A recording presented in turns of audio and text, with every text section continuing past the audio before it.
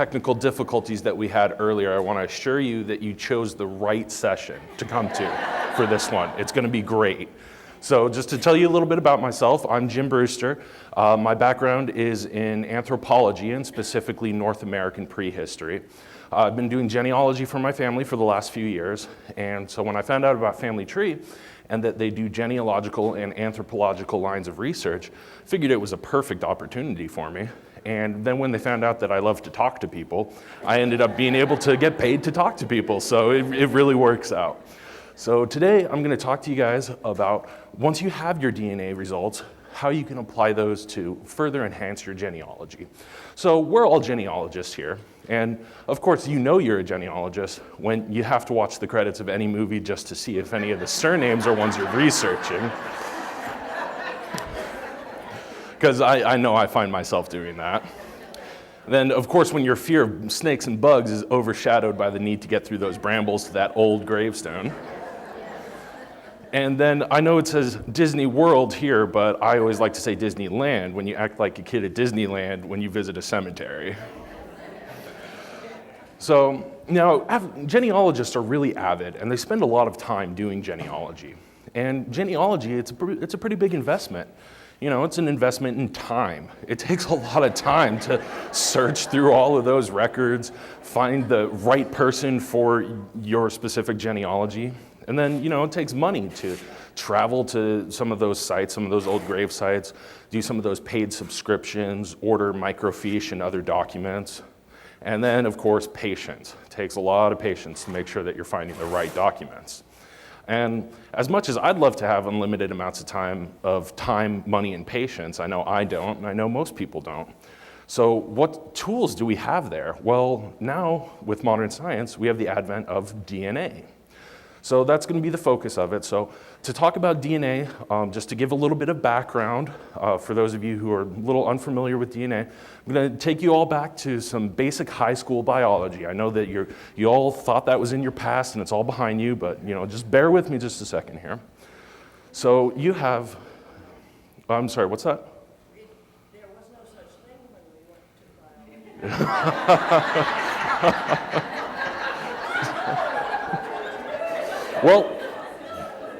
Well, that's why we have it now. We were able to implement that. So we have the cell, and in the cell, you have a bunch of stuff. And, you know, I'm actually pretty sure that's the scientific term for it, is just, you know, stuff. But what is it? Well, first you have the nucleus. Now, the nucleus contains your chromosomes. You have 22 chromosomes, and this we call autosomal DNA. And then you have a 23rd chromosome that we call the sex chromosome. Now, this is composed of an X and a Y. Everyone gets an X chromosome from their mother, and then boys get a Y chromosome from their father, girls get an X chromosome from their father. So you have 23 altogether. And these are sort of the blueprints of your body. They're what determine your height, your eye color, your hair color, things like that. And then you have the mitochondria. And mitochondria is really interesting. It was actually a separate organism that formed a symbiotic relationship with cells early on in evolution. And it's sort of the powerhouse of the cell. It produces the power to be able to put those blueprints into action, to be able to have our body function. And inside that mitochondria, we have mtDNA, or mitochondrial DNA. So that's great, that's all interesting, but where does it all come from? Well, aliens. No, I'm just kidding. It's actually, you get half of your autosomal DNA from your mom, your X chromosome from your mom, and your mitochondria. Now, everyone has mitochondria, but it's found in the egg, and in the sperm, it's found in the tail, and that tail falls off, so none of that mitochondria actually makes it into the fertilized embryo. So that's why you only have the mitochondria that you get from your mother. And then from your dad, you get half of your autosomal DNA, and again, a Y chromosome if you're a male, an X chromosome if you're a female. So you have basically three types of DNA. You have the autosomal DNA, and this is the type that you get half from mom, half from dad. You have Y DNA, and that's for males. And then you have mitochondrial DNA. So since you have three types of DNA, you have three test types. So the first test type is the autosomal DNA test. Now, this is called the Family Finder test. It's also done by 23andMe and Ancestry. Just out of curiosity, who here has done a DNA test? Okay, well, you guys are in the right class then. So autosomal DNA, this again is the mixture that you get half from mom, half from dad. They get half from their mom and dad, half from their mom and dad. So you have all these different ancestors all sort of throwing into the pot. So you get an ethnic breakdown of the regions of the world where all those different ancestors came from. And then you also get ancestors within the last 5 or 6 generations. Now it's capped at about 5 or 6 generations because since it basically gets cut in half every single time, once you get past 5 or 6 generations, it's so chopped up that any DNA from any particular ancestor is in such small amounts, it's really hard to be able to compare it to other people's. So then you have Y DNA. Now this, since only males have the Y chromosome, it gets passed from fathers to sons, fairly unbroken. So it traces your father's fathers, fathers, fathers, fathers, and so on line. Because it's that one line instead of all the different lines, it goes a lot further back in time. So it gives you matches who share common ancestry in the last 25 generations. And then it, instead of giving you that ethnic breakdown, it gives you a migration route of where that father's line came from, where it migrated to thousands of years ago. And then finally, you have mitochondrial DNA. Now, this is almost sort of the opposite of Y DNA, because even though everyone has it, only mothers pass it down to their children. So instead of that, it looks at the mother's mother's mother's mother's mother's line. And now this one, because there's a lot more mitochondria in the cell than there is chromosomal DNA or Y DNA, then it takes a lot longer for it to change or for it to mutate. Now, when I say the term mutate, I'm not talking about people gaining superpowers or anything like that. It's just basically small little changes in DNA that over time allow us to be able to tell the difference from one group of people to another. And that's really where it becomes important for genealogy. So this one, because it goes so much further back in time, it actually gives you matches in the last 52 generations.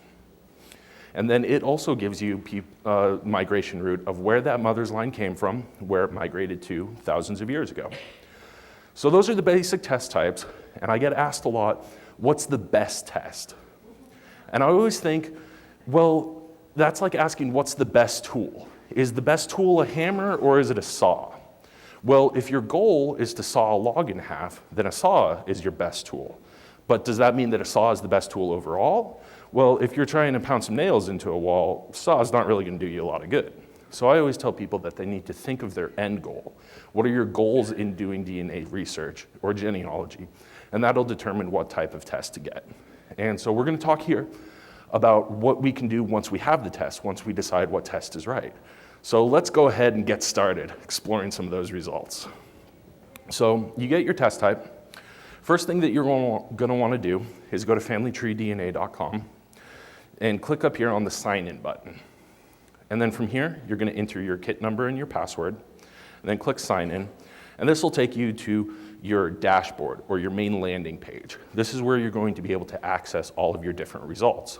And so once you log in, the first thing that you're going to want to do is go to your settings, because you're going to want to optimize these settings to be able to get the most out of your DNA research for your genealogy. So from the main landing page, if you click over here on Manage Personal Information, then it'll take you to all of your various different account settings. Now there's a lot of different settings for a lot of different things in here. I'm going to focus specifically here on the Genealogy tab. So when you go to the Genealogy tab, you'll see here first that there's the Family Tree option. Now if you have a GEDCOM that you've built through Family Tree Maker or Roots Magic or things like that, then you can upload that GEDCOM so that other people can see how you line up. I always think about DNA as more of a compass than a map, because it points you in the right direction, it gives you clues, but it's not able to map your genealogy out for you. So the first thing that you'll want to do if you have a family tree is to upload that, and I'll show you how to do that here in a minute. But through your settings, you can set it so that people in your tree can be available for anyone to see whether they have an account or not. You can set it so that only your matches can see that tree, or you can set it so that no one can see that tree. And in addition, you can specify whether you want to be able to show living people in that tree, And a lot of people choose that to be private so that their siblings, their children, their spouses, things like that aren't just publicly available. You can also make it so that people born in the last 100 years are private. That way, if you have parents who maybe are recently deceased, you don't want that information out there, you can set that to private. And then people born more than 100 years ago. So the next thing that you'll want to do is go to the most distant ancestors section. And now here you can enter the direct paternal and the direct maternal location and name of that ancestor. And now when I say direct paternal ancestor, that's not referring to the paternal side, it's the direct paternal line. So it's the fathers, fathers, fathers, fathers, fathers, and so on line. Because a lot of times people will think, oh, well, the person that I know furthest back on my father's side is my father's father's mother, let's say. So they'll put that information. But if I'm looking for other Y chromosome matches, then a maternal name isn't going to really help me out. So make sure that you enter in there the direct paternal or the direct maternal ancestor. And then you can also enter the latitude and the longitude of where that ancestor lived or where they were born. And then finally, under the surname section, you can enter any particular surname, and I see a hand over there, and I'd be happy to answer some questions. I'll be taking those questions at the end so that I can cover all the material we have here. So in this section, if you upload a GEDCOM, it'll automatically populate any of the surnames and the locations that you have there. Otherwise, you can manually enter them. And the location's really important, particularly if the surname is a really common surname. Like if you have the surname of Smith in your line, well, that's great, but how many Smiths are out there in the world? So once you enter that information, you're pretty much good to go with starting on your genealogy. So from any page that you're at, you can click up here in the top right where it says My FTDNA.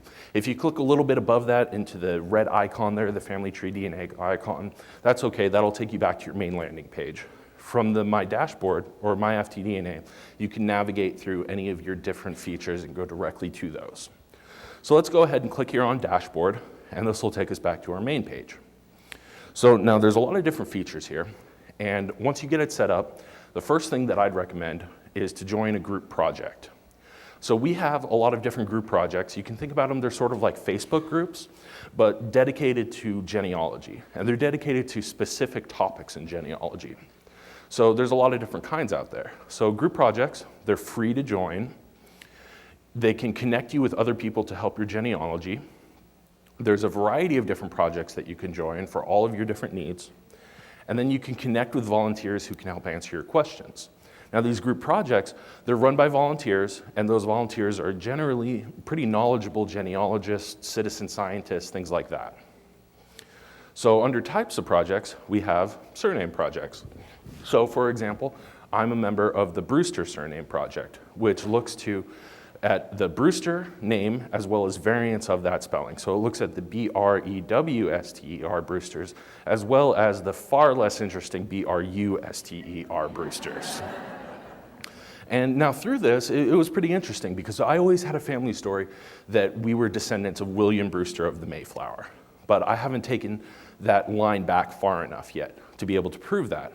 But through the Brewster Project, I saw that I was a genetic match to a lot of people who were known descendants of William Brewster, and that my genetic profile matches the genetic profile that we believe to be William Brewster. So that means that I'm either a descendant of William Brewster or one of his close relations. And through Relative Finder, actually, which is through Family Search, it listed in there that he was an 11th great uncle of mine. So that's pretty neat. It helps DNA corroborate some of that research. So now I just need to stop being a slacker and do my actual genealogy to be able to prove that. So then the next type that we have are haplogroup projects.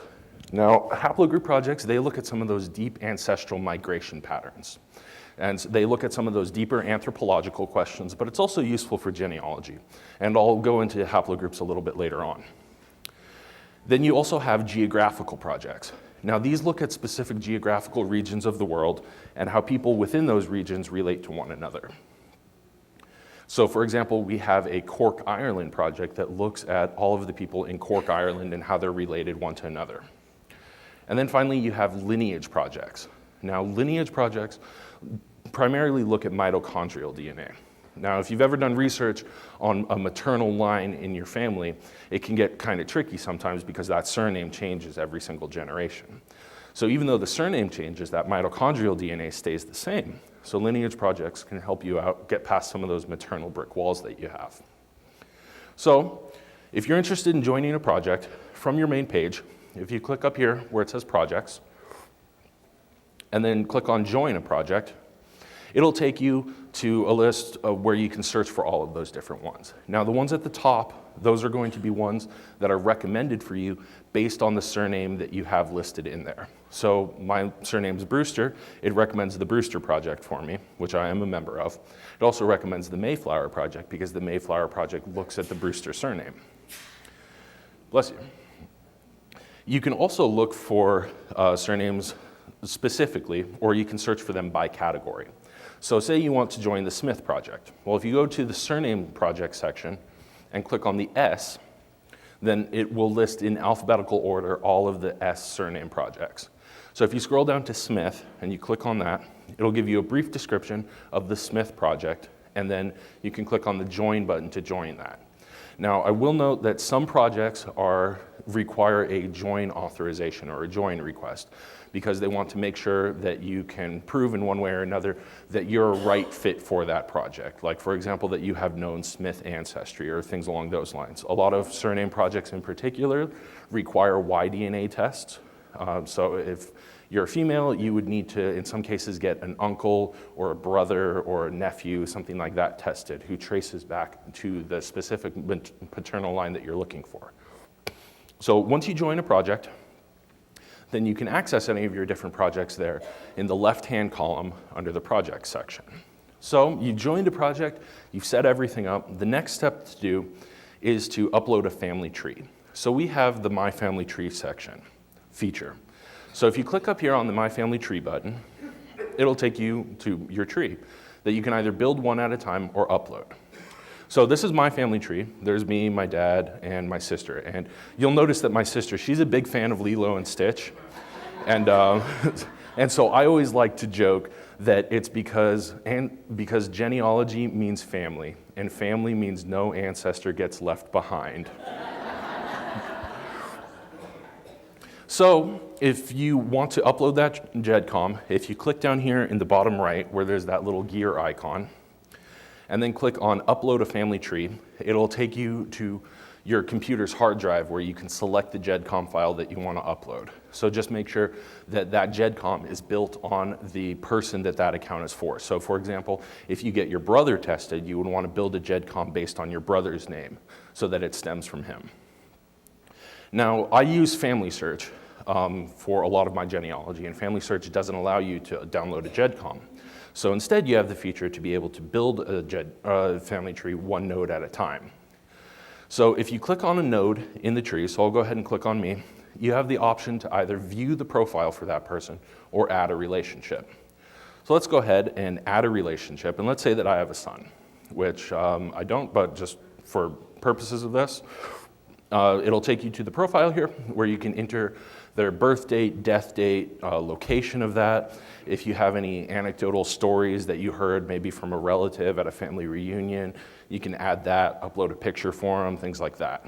So let's go ahead and say that I have a Jim Brewster Jr., and let's assume that man is still alive and he was born in the year 2525. And then I'll go ahead and click here on the Save button.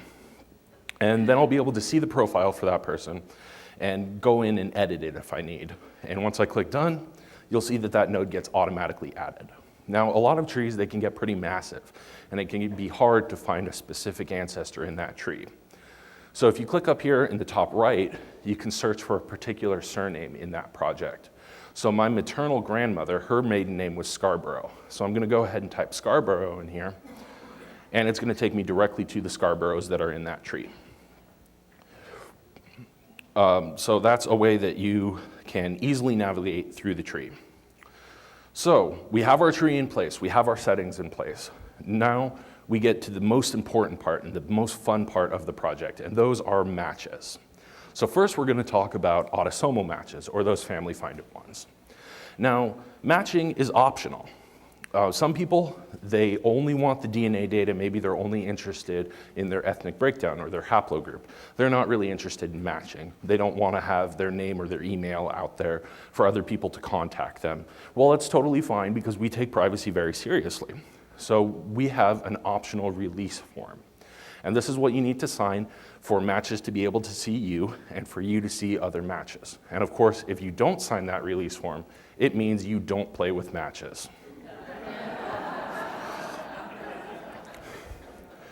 So, once we've signed the release form, we have our matches. Then from the main dashboard, you'll see the sections here for Family Finder, Y-DNA, mtDNA, depending on the type of test that you have. So if we click up here under Family Finder matches, this will take us to a page that has all of our relations, a range of how close we are to them, and an idea of how much DNA we share in common with that person. Now, autosomal DNA, it goes through a process called random recombination. So you can picture that your mom is a deck of cards, your dad's a deck of cards. If you shuffle those two decks together and then you cut the deck in half, that's the DNA that you get. So you get 50% from each parent, but it's kind of random as to which 50% you get. And that shuffling process happens every single generation. So when you start getting to a first, second, third cousin, it could be that you have a lot of DNA in common with that cousin or very little DNA. So that's why it's a range rather than cut and dried. So this top person here, this is my mom, so it's a parent-child relationship. That one we have so much in common that it's pretty cut and dried, it has to be a parent-child. The next one down, that's my sister, it's still in that range of being a parent-child, or it could be a full sibling. Now, I happen to know that it's a full sibling, but just based on the DNA alone, it could be either one. And then the next one down, this is my maternal uncle, same thing, could be a half-sibling, grandparent, grandchild, aunt, uncle, niece, or nephew. So that's why I always say the DNA is more of a compass than a map, because it gives me the hint of, hey, here's a person, here's what the relationship might be, but it takes the traditional genealogy to map that out, which is why it's so important to have that family tree there. Because if you'll see this next person down here, and I blurred the name out just for privacy concerns, but this person, he had a surname that I'd never heard of before, wasn't in my family tree, didn't know this guy, but I saw that he had uploaded a tree. And then he'd also uploaded surnames. And I saw this surname here of Cohn. And these are all the different surnames that he's listed. The ones that are in bold are the ones that I share with him. And so I thought, oh, okay, well, it means that we're one of those three. Well, let's take a look at his tree. Well, I took a look at his tree, searched for Cohn, and saw that he had a brick wall in his line. The furthest Cohn that he had back was born in Bern, Switzerland in the 1830s. Well, I just so happened to have a Cohn that was born in the 1820s in Bern, Switzerland. So I sent him an email and I said, hey, I think this is how we line up. Let's compare our research. Well, it turns out that our Cohns were sisters. So this is a way that we were able to connect. DNA opened a door for us that we didn't have otherwise. And he had that brick wall. He wasn't able to get past it, but I was a few generations past that. So I was able to share with him my research to help him further his own. And that's where I think the most important, most powerful tool of DNA is in making those connections. So again, there's the Cohn name. And so now, in looking at that tree, if I wanted to look to see if I matched in any of the other ones, again, I could click up here in the top, search for a Brown maybe, and it would take me to any Browns that are in his tree. So from a family tree or from anywhere else, again, you click on My Family Tree, and then it'll take you back to your dashboard or any of the other features. So let's go ahead and go back to the dashboard and go to the next feature, which is the Chromosome Browser. Now this one is, it can be kind of confusing. Now keep in mind that each chromosome that you have, you get half of it from your mom and half of it from your dad. You can see from the graphic here that it kind of looks a little bit like an X, but it's hard to be able to tell which half of that X came from which parent. So because of that, the display that we have is a little bit two-dimensional, and you'll see what I mean here in a minute. So from the main dashboard, if you click here on Chromosome Browser, it'll take you to this page. Now each one of those black, or depending on how the resolution is, dark blue bars, those represent your 23 chromosomes. Now it takes that X and it basically puts it vertically, or horizontally rather, so that you're only seeing half of it. Because again, it's hard to know if they match you on that chromosome from your mom's side or from your dad's side. But there's still some neat things that you can do with it. So in the right-hand column, or in the, left-hand column here, you're able to filter your matches. So you're able to filter it depending on the range. So let's go ahead and filter it to close and immediate. Now, close immediate family, those would be brothers, sisters, and children, parents, that basic nuclear family. And then close family would be your aunts, uncles, nieces, nephews, grandparents. And then from there, it stretches out. So if I do close and immediate, let's go ahead and select my mom. Now you'll see here that everything that's in orange are all of the segments that I match my mom with. Now obviously I didn't get 100% of my DNA from my mom, but again, this is a two-dimensional representation. So if I select the next person here, Eric, this is my mom's brother, then everything that's in blue I share in common with him. If I go to the next person here, Miley, this is Eric's daughter. So you'll see that everything that's in green there, that's what I share with Miley, and you'll see that the blue, or that the green stacks with the blue. Now that makes sense because everything that I share with Miley, she would have gotten from Eric. So I wouldn't have anything in common with Miley that I don't have in common with Eric. So now I stack this region, so I know that, for example, this region right here, since all three of them stack, that's a pretty strong indication that that's a close maternal region. Now there's the possibility I could match that person through the paternal side. I happen to know that it's through the maternal side. But what if I have a relationship that I'm not sure how I match up? So if I go here from close and immediate to distant, I see here that I have a name of Scarborough, which again, that's my mom's name. So I checked her, and I see here that she also stacks up on one of those chromosomes. So that's a pretty good indication that this is a maternal match to me. And I can verify this if I go to my mom's account and I select her on there. I see that she matches that same segment with my mom. So that's the proof that it is a maternal segment. It could also be a paternal match to me as well, but this at least I know that it's a maternal match. Now this is handy because I have access to my mom's account. She's not really too interested in genealogy. She gets that glassy-eyed look whenever I start talking about genealogy to her, but she's willing to do a swap for me. So this tool becomes more and more important the more known relationships that you have. So I always encourage people to get cousins tested, to get aunts, uncles, anyone you can, because the more people that you know match up, the more you're able to narrow it down. So around Christmas time, I'm meeting up with some of my cousins that are through my grandmother's line. And so I'm going to persuade them, maybe after they have a few drinks or something like that, to give a swab for me, so that way I can see if this Scarborough matches up with them, and then that's an even better indication that it's through that mother's line to me. So the more you have, the more you're able to narrow it down through lines. So the next tool that we have is the My Origins section. Now the My Origins section, this is that ethnic breakdown, which gives you where all of your different ancestors came from by percentage. So here's an example of how it gives regional affiliation. So it can tell you that you're European, African, Middle Eastern, things like that. Now this is determined by what we call reference populations. Basically, we have groups of people around the world that haven't really mixed with other races, so that we're able to identify that the markers we see with them is a pretty good indication that those are the markers we see for that population. So for example, the Native American population we have is an Amazonian tribe that's pretty isolated in the Amazon, hasn't been really anglicized, hasn't really had a lot of mixture with the outside world. So now it gives it by region, and it's also able to narrow it down a little bit better than continental. So for example, these are yours truly's results, and you'll see that I have quite the variety of vanilla in me. And so I have Western Central European, Scandinavian, British Isles. You'll notice here that it gives regional affiliation instead of country affiliation. And that's because this DNA goes pretty far back in time. And the people who were living in those regions were living there before the current country borders that we see today. Country borders, they change a lot over time. So for example, we have a Southern European population because we see some of the same DNA in Spain that we see in Portugal, that Italy, and we wouldn't want to tell like a Portuguese person that he's actually a Spaniard or something like that, So that's why we give just that regional area instead. So now how this is applicable to your genealogy is if you look down here under shared origins, you see all of your different matches, and you're able to see if that match shares a particular region with you.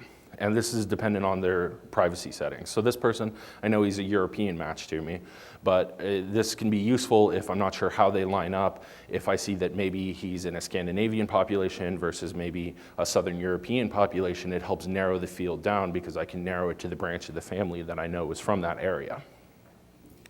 So then again, you can go back to your main section through here, through the Back to My FTDNA button. So on the next feature here is the matrix. Now this is a really neat one. I really like this one. So we're going to go ahead and enter the matrix. So in the matching matrix, you have in the left-hand column there all of your different matches. And you can select specific ones to see if your matches match each other. So to illustrate that point, I went ahead and I selected my mom, my maternal uncle, and then my maternal cousin. And so I see that Tracy matches Eric and Miley, which makes sense, and I know that relationship, and that they match each other. And then here again is the Scarborough person. And so I can see that the Scarborough matches all three of them. So that's, again, another indication that this is a maternal match to me. And because of the name of Scarborough, I'm pretty sure that it's through my maternal grandmother's line. So again, this is how DNA is sort of a compass. It points you in the right direction. It gives you the hint of how you line up with another person. So that's about it for autosomal DNA testing. So next, we're going to go ahead and explore the wonderful world of the Y chromosome, and specifically some of those Y chromosomal matches. So there's different kinds of Y DNA. There's Y DNA STRs, and those stand for short tandem repeats.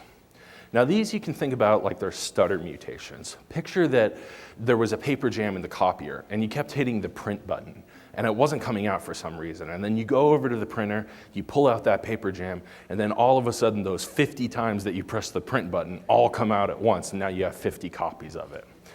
So what it does is it looks at short areas of the chromosome that are all next to each other or in tandem and that repeat themselves, hence short tandem repeats. Now these are used for matching, and they're particularly useful for close matching.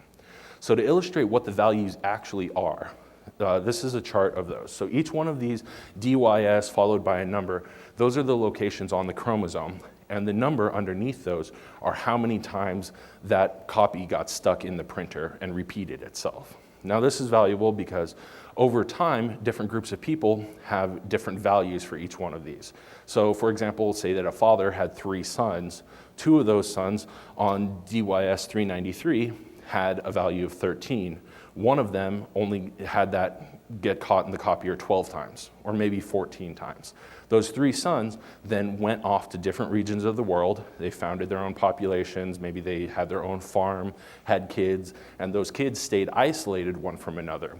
Well, the one father that had the value of 14 on that would pass on his 14. So then over time, if you see that, oh, you have a value of 14 here, that means that you probably match up with this population versus that population. The next type of DNA are SNPs or SNPs. Now this stands for single nucleotide polymorphisms. And now make sure you write that down because there is going to be a quiz afterwards. I'm just kidding. They're generally referred to as SNPs. Now SNPs are, as the name implies, in a single location. So now DNA is made up of A, C, T, and G. And so the single location, a SNP would be when it changes from, say, an A to a C. And that single location, again, with the analogy of if a father had 3 sons, 2 of them had an A in that location, 1 of them had a C in that location, and then they went off to found their own populations, and that C gets passed on. Because it's in an isolated region rather than a stretch of regions, it tends to change a lot less over time than the entire section would. Because the chances of a single location changing versus a series of maybe 10, 15, 20 locations is a lot slimmer. And so this one is more useful for deep ancestry. So to show what that means is it's able to determine a haplogroup. Now the haplogroup is that deep ancestral migration route.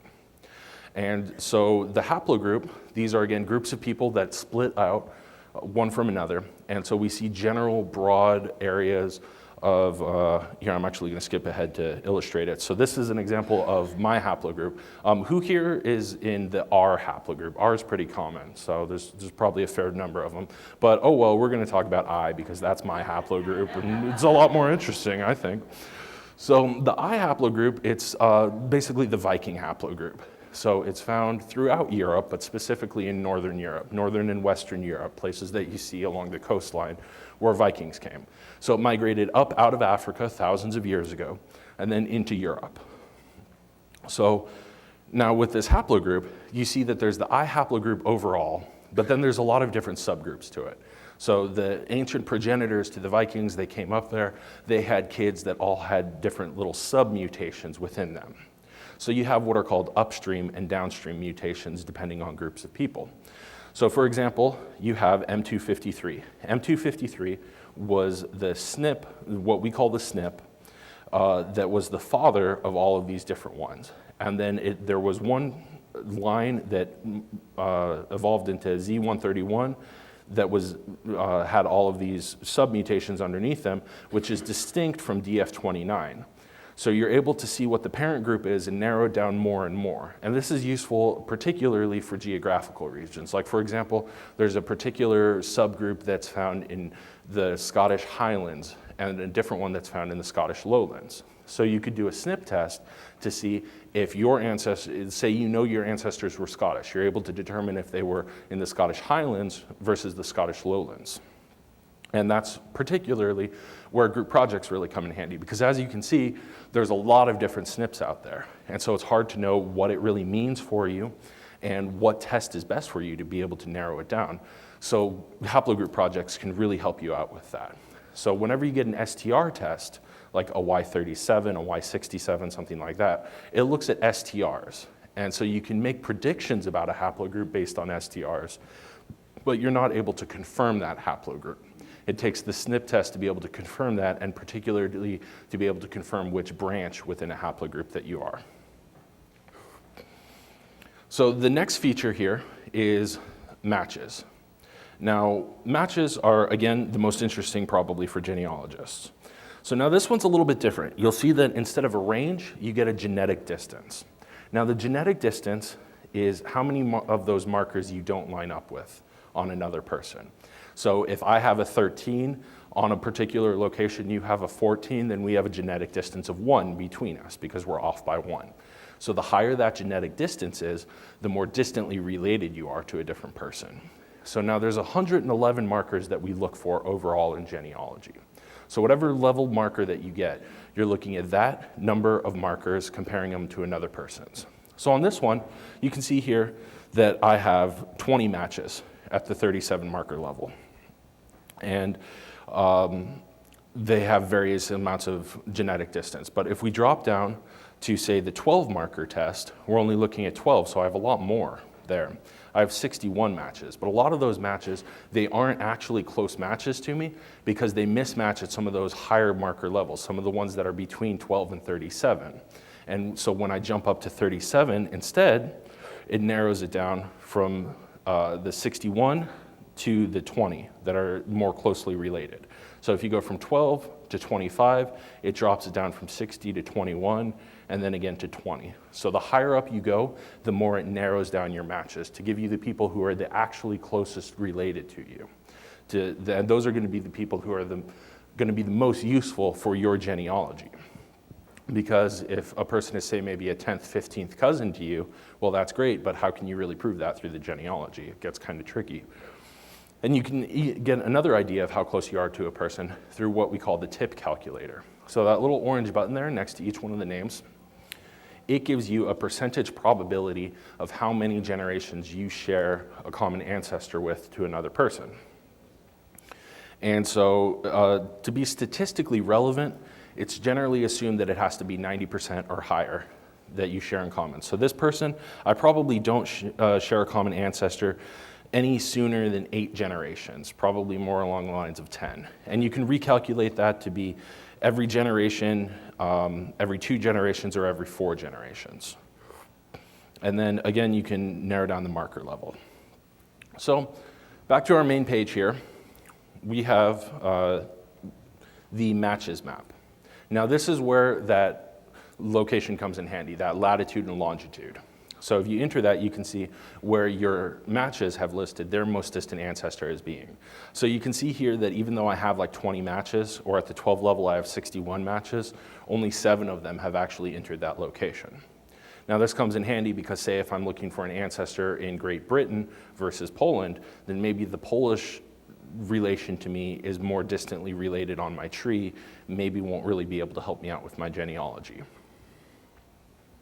The next feature, this is basically a report, is ancestral origins. Now what this tells you, this first one here, for example, it tells me that I match 8 people who have listed England as their country of origin. In our database overall, we have a little over 36,000. So that means that I match less than 0.1% of our English population overall. So that's not telling me that I have less than 0.1% of English DNA. It's telling me that I match less than 0.1% of the English population.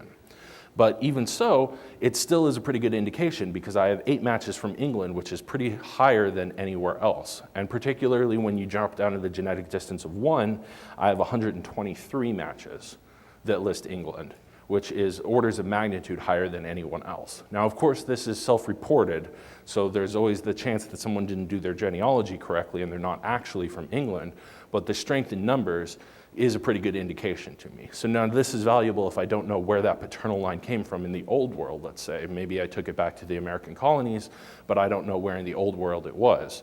Well, then this is a good indication that I should probably focus my research in England versus anywhere else. So again, this is more of a compass than a map, but it's another tool in the genetic genealogist toolbox. So the next feature here is the haplotree, which actually I just talked about, so I'll skip over that part. And then the next one is the SNP map. Now this one is similar to the matches map, but it compares you to other people who have that same SNP or that same haplogroup as you. So you can see here that people who share my haplogroup, it's pretty common to find people who have traced it back to the eastern coast of the United States, but they're at a loss as to where to go back in the old world. And again, because it's a Viking haplogroup, you find it along the western and northern coast of Europe. So this again is another indication of that. So then you have haplogroup origins. This one is similar to ancestral origins, but it lists where people who share your same haplogroup have listed their country of origin as being.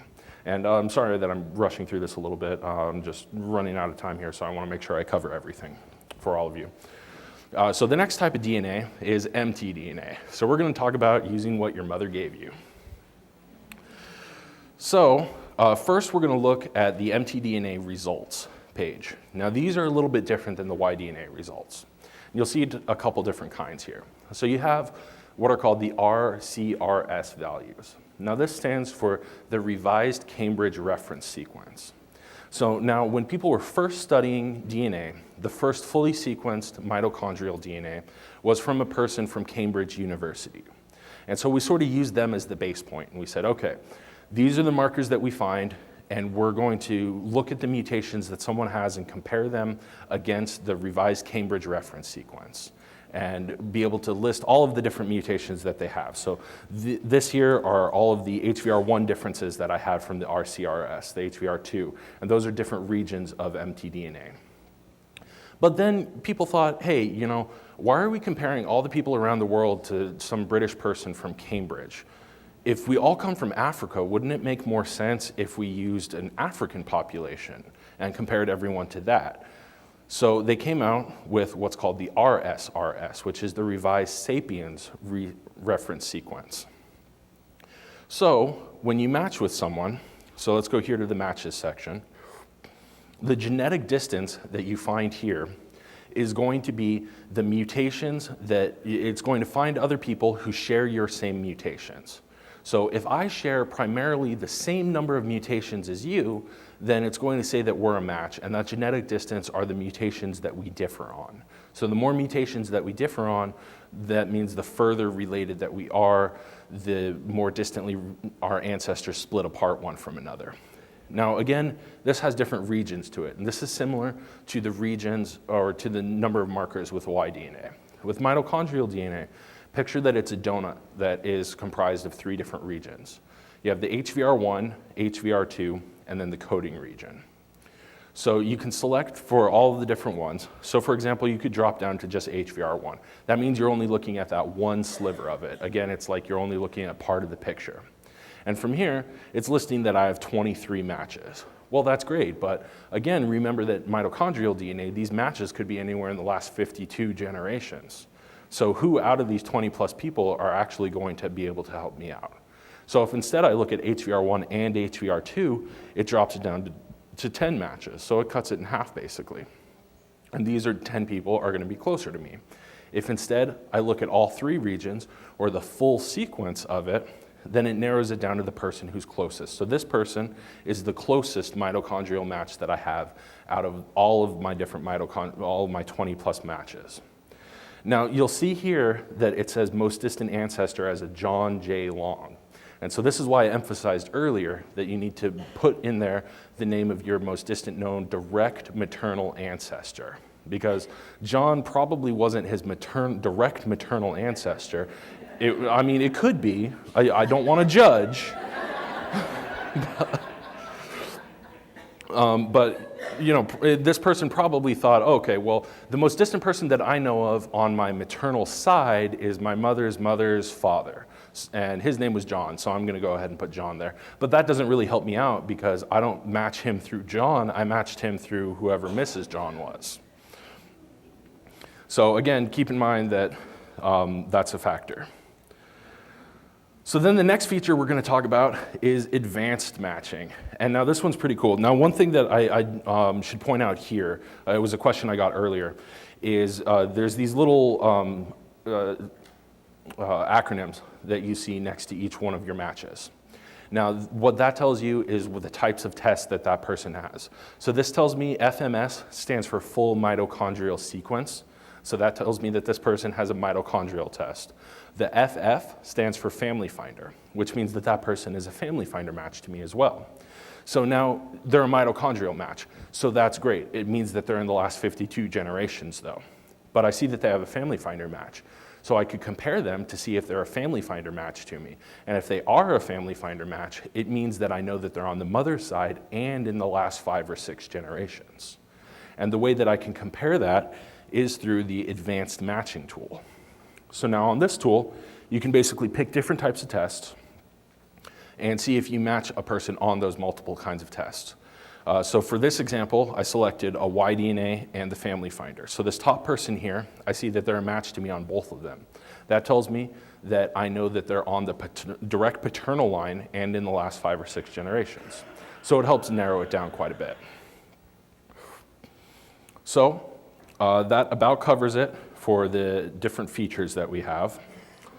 And we do have a booth here, so if you guys have any further questions that I'm not able to address here, feel free to stop by. We have test kits if you guys are interested in getting some of those cousins tested, or everyone here already got themselves tested, but if you want to get cousins tested or anything like that, feel free to stop on by. And now that you have all the tools, let's keep calm and get started.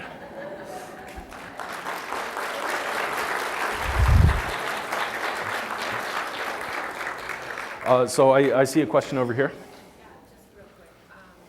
The green permission slip for matches, I found it after I submitted the specimens and all this stuff.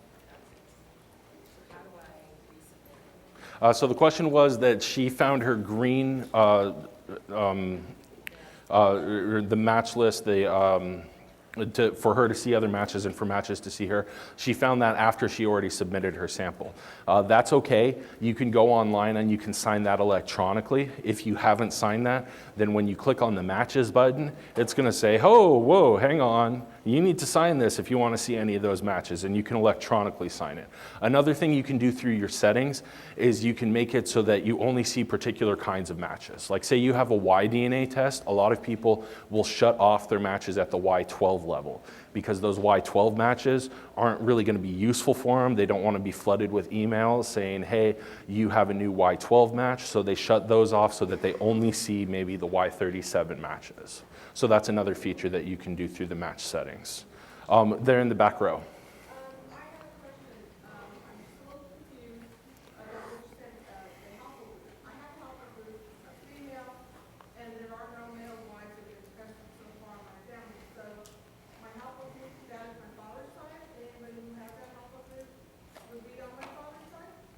So the question was that you have a mitochondrial haplogroup, but not a Y haplogroup, it sounds like? Okay. Okay, if you have your own test, then that would be a mitochondrial haplogroup. So now there's different kinds. There's a maternal haplogroup, and then there's a paternal haplogroup. So now what those are, the paternal haplogroup, that traces the Y DNA out of Africa going back thousands of years of where that paternal line migrated to. The mtDNA haplogroup looks at mitochondrial DNA, and it traces where that maternal line came from out of Africa to different regions of the world. So they're similar. You'll see a haplogroup if you have an mtDNA test and a Y-DNA test. You'll see a haplogroup for each one. So just to show you what I'm talking about here, let me go up to this page here. So you'll see here up in the top right that it lists that I have both a Y-DNA haplogroup and an mtDNA haplogroup. And each one of those tells you different kinds of information.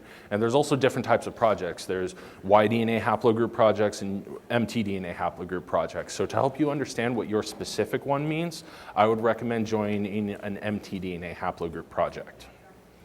Yes, ma'am, right next.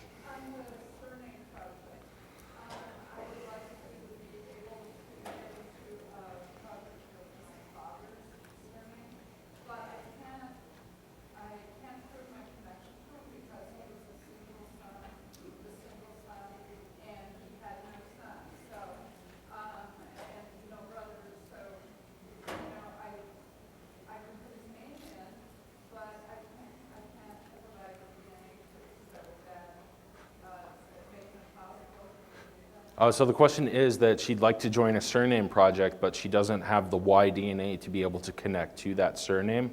Like I said, the different projects, they're run by volunteers. So talk to the volunteer who runs that particular surname project. Some of them, they're totally fine with maybe Family Finder results or paper trail genealogy or things like that. So just, send them an email and say, hey, look, here's the situation. Most of them are really easygoing. There's actually a few admins here in the crowd, or were before they left because I'm boring. And so, I mean, they're really good to work with. So, and so let me take a question over from this side.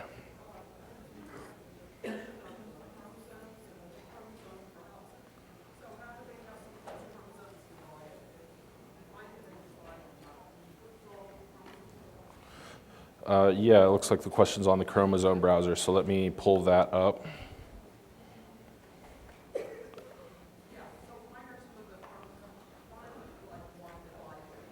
So the question is, why are they divided? Again, if you picture the chromosome as being an X, this center here where it pinches down, that's where the X is. That's where the two halves of the chromosome connect. The gray regions that you see there, those are genealogically unstable regions that we don't look for genealogical purposes. So you won't be able to compare to anyone on those specific regions. And that's a good question. Yes, ma'am. My understanding is Family Tree DNA recently changed its algorithm.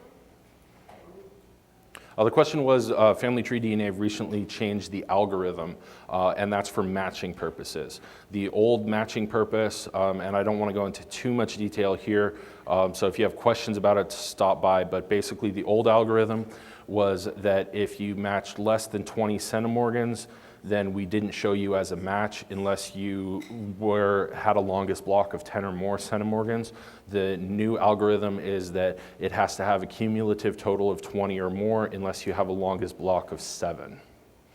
And so that's going to alter your matches a little bit, but primarily you're going to see it alter in the distant matches. So we're talking fifth or more cousins. You'll see some drop off. You'll see others be added to that. I believe it's already happened, but stop by the booth and I can double check on that for you. Yes, in the blue.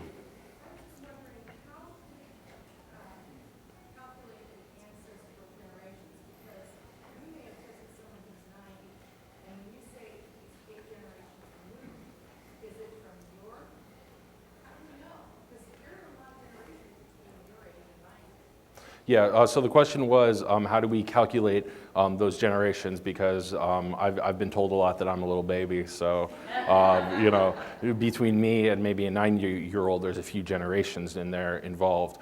Again, what it's looking at is the DNA itself and the amount of centimorgans that you share in common with another person. So it could be that it's not necessarily a fourth cousin to you, but it's actually a second cousin twice removed. Yes, it's the distance, and it's based purely on the DNA. A question we get a lot of times is, well, do you look at the surname? Well, no, because maybe if you were adopted and didn't know it and you put in one surname, then you know, if we base the algorithm on that, it would give flawed results. And it looks like it's 9:30, and I'm getting the signal that it's time to wrap up. But I'm happy to stick around there in the lobby and answer any questions that you all have.